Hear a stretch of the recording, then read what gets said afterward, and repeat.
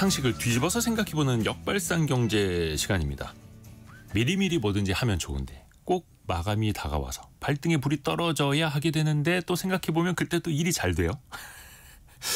서울벤처대학원대학 전호겸 교수와 함께 알아보자. 안녕하세요. 예, 반갑습니다. 역발상 경제 전호겸입니다. 일단은 똑같은 24시간 아닙니까? 이거는 모든 인류에게 평등한 건데 항상 몸이 두 개라도 모자란 사람들이 있습니다. 왜 그럴까요?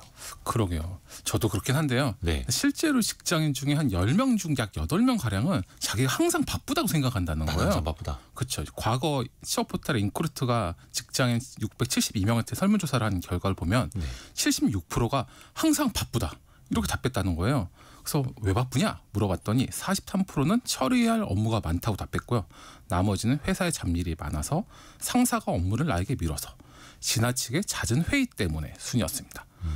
그러니까 역시 직장인들 바쁜 이유 중에 가장 큰 것은 바로 상사였죠. 왜냐하면 상사가 일을 시키니까 그건 어쩔 수 없는 건데 응답자 그 상사가 그럴 수밖에 없는데 그리고 바쁜 업무 관리를 위해서 그럼 직장인들 어떻게 하나 봤더니 10명 중 6명 이상은 업무 순서를 우선순위를 정해가지고 먼저 할 거를 먼저 하고 뒤에 할 거 뒤에 하는 식으로 이제 정리를 한다는 거예요. 그 밖에 뭐 스케줄로 스마트폰을 이용해서 메모를 한다던가 개인 업무는 이제 회사에서 안 하고 집에 가서 한다던가 아니면 나 너무 힘들어 좀 도와줘 이렇게 해서 직장 상사나 동료에게 도움을 받는다 순이었습니다.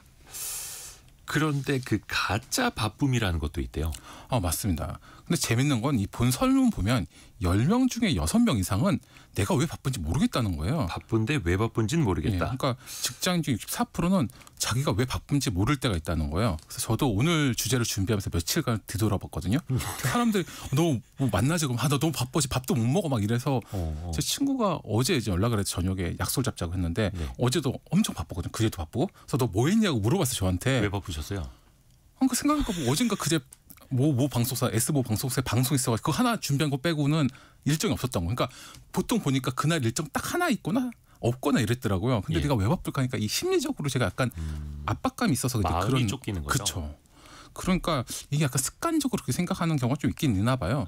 그리고 이제 직장인들 같은 경우 이제 하루 중 제일 바쁜 시간도 조사됐는데 오전 10시부터 11시가 21%로 가장 높았고요. 그다음에 9시부터 10시, 뭐 출근 직후 등이었는데 가장 그래도 덜 바쁜 시간이 점심시간 직전인 11시에서 12시가 5%였고요.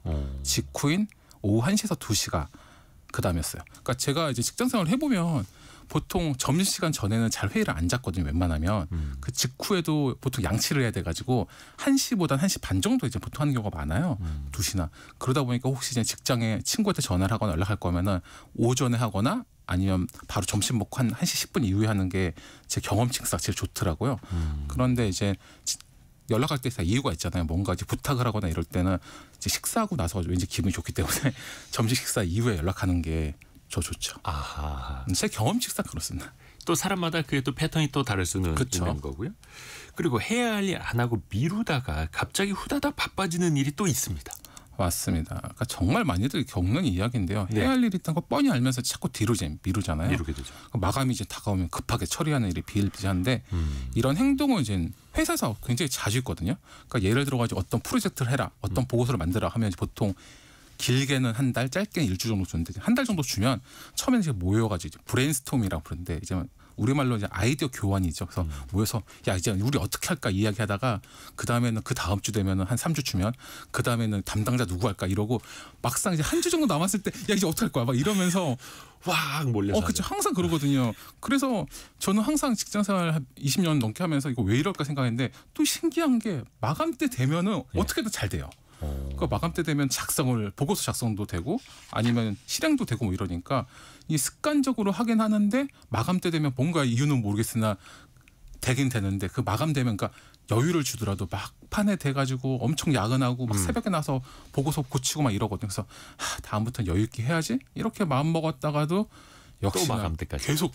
그러니까 그게 사실은 이제 어떻게 보면은 사람이다 보니까 또 직장인은 마감이란 걸 꼭 지켜야 되니까 어느 순간에 어쩔 수 없이 이제 하게 되잖아요. 해야죠. 그렇죠. 그거 아니면 사실상 나가야 될 수도 있으니까. 그래서 사실 죽는 자 사는 자 두 개밖에 없는데 살았기 때문에 사실 직장을 다니는 거잖아요. 그렇기 때문에 그 경험이 계속 머릿속에 돌아가지고 당연히 될 거라고 생각하는 거죠. 전호균 교수님은 오늘 이 역발상 경제 원고 언제 마감하셨어요? 어제 밤 10시.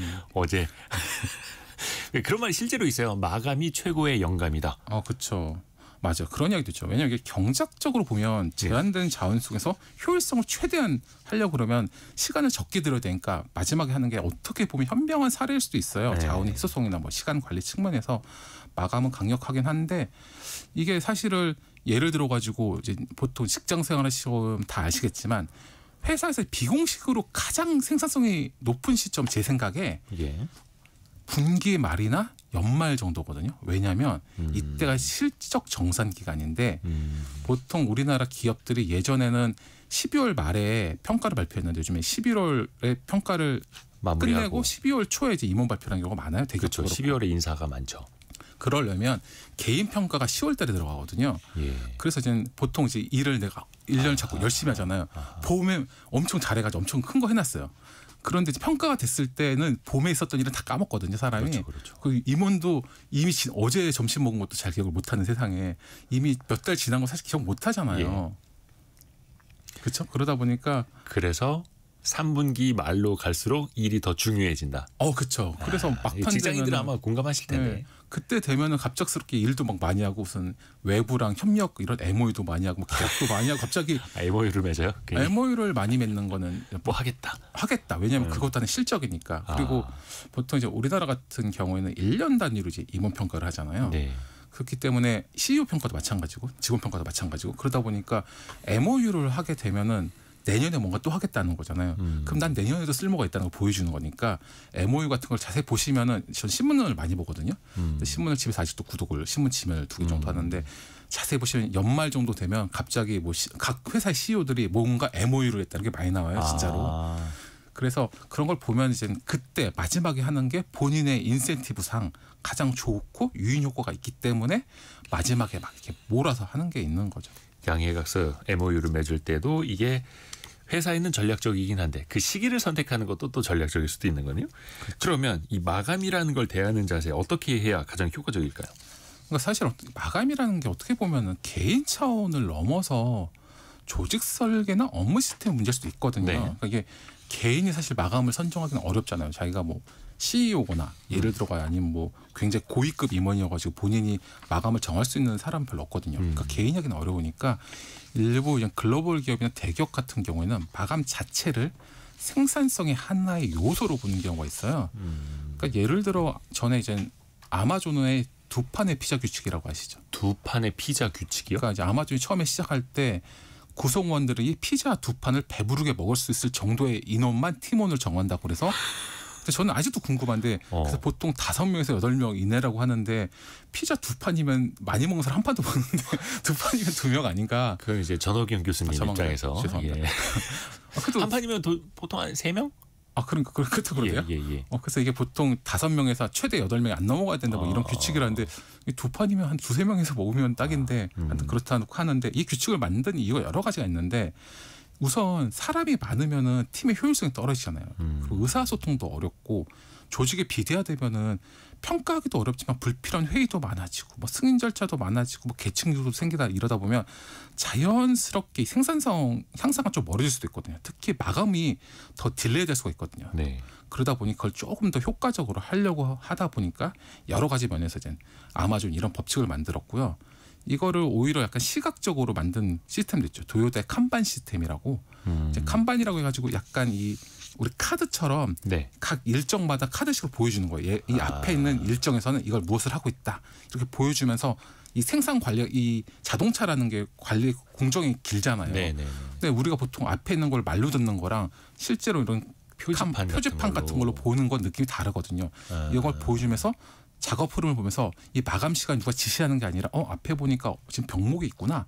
그럼 내가 이걸 좀 해야 되겠구나. 아니면 조금 약간 홀딩한 상태에서 멈춰 있어야 되나? 이런 거를 판단할 수 있게 도와주는 거죠. 그런 시스템 같은 경우도 있었고요. 그러니까 이런 거 같은 경우처럼 마감이 너의 책임이야 이런 거보다는 조금 시스템해서 관리하는 게 좋은 거죠. 그리고 요즘에는 그러니까 전에 한 10여 년 전만 하더라도 제 경험치에 월간 단위로 업무 보고를 많이 받았는데 최근에 기업들이 대부분 다 주간 단위로 받아요. 왜냐하면 주간 단위로 받으면 월요일 날 오전에 모여가지고 이번 주 할 걸 이야기하고 그리고 금요일 날 지금까지 뭘 한 걸 이야기하거든요. 그러려면은 결국에는 월화는 조금 여유가 있어요. 왜냐면 뭘 하겠다 말은 했으니까. 금요일 날 뭔가 이야기를 하거나 보고서를 만들어야 되잖아요. 네. 그러니까 수목되면 갑자기 바빠지는 거예요. 그래서 보통 직장인들 같은 요즘에 수목이 바쁘고 금요일 날 퇴근 시간 같은 경우에도 설문조사 보면 보통 금요일 날 일찍 하는 이유가 금요일 날 이제는 최종적으로 보고를 했기 때문에 여유가 생기는 거죠. 그래서 보통 이제 수목이 제일 바쁘거든요. 그러니까 이제 그런 식으로 어떤 시스템화를 만들어서 마감도 네. 이거를 개인이 야 이거 마감해 언제까지 하는 것보다는 어떤 시스템에 들어가서 하는 게 조금 더 효율적일 수도 있고 그리고 이게 사실상 개인이 의지력이 강력한 경우도 있지만 아닌 경우도 있잖아요. 그리고 또 워낙 여러 가지 기업이란 건 시스템이 돌아가는 거기 때문에 이건 제가 봤을 때 마감은 조금 더 시스템을 하는 게 맞는 것으로 보입니다. 그 잠시 후에 그 인지심리학 하시는 김태훈 교수님 오시지만 인지심리학에서 그러잖아요. 인간의 의지를 믿지 말라고. 그래요? 네.